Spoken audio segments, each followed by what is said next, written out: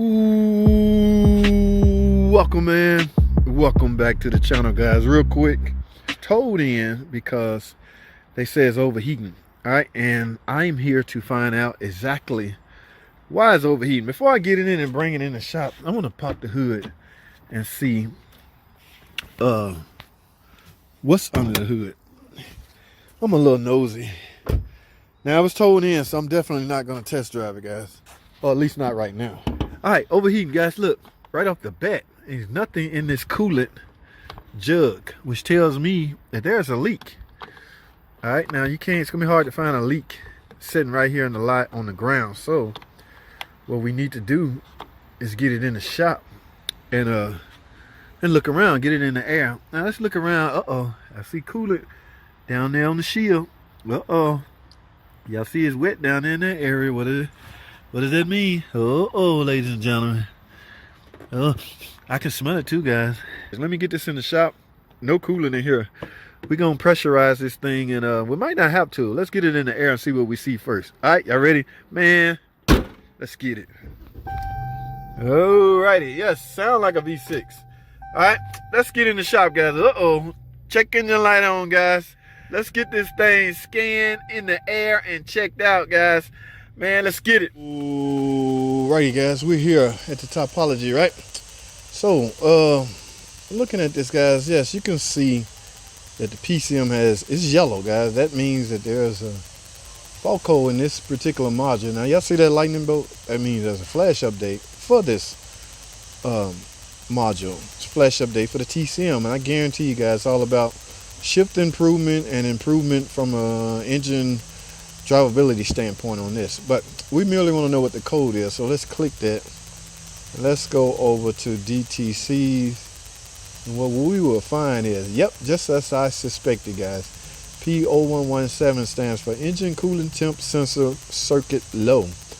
Okay, so it will come off as, it would appear the circuit is low because basically there's no coolant surrounding that thermistor. Y'all know how a coolant sensor look, right? Yes, guys. Now, a lot of guys, and I know this for a fact because this happened here, a lot of guys will simply replace the coolant temp sensor. That's why I say, guys, the name of the fault code doesn't always mean that particular part has to be replaced. In this case right here, just think about this for a second.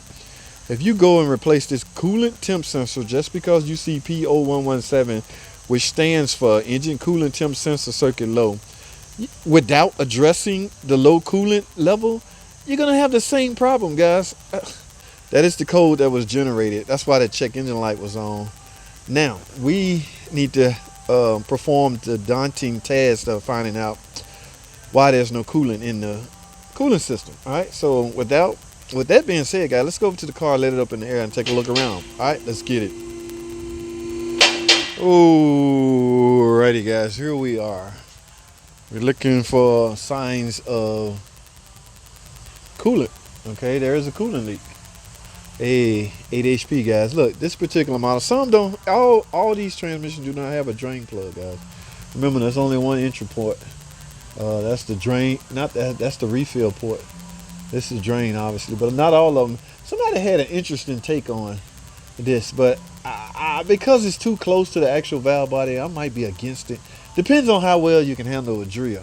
They say if you're going to do a trans service and you're trying to avoid making a mess, why not drill a hole through here? You got to replace the pan anyway, just to drain, just in case there's not one of these.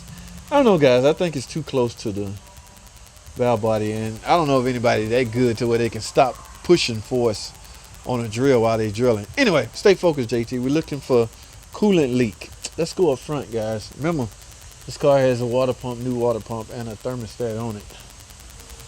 Is that wet? No. I see some wetness right here. All right, guys. The radiator area. Let me take y'all. Can y'all see what y'all see in there?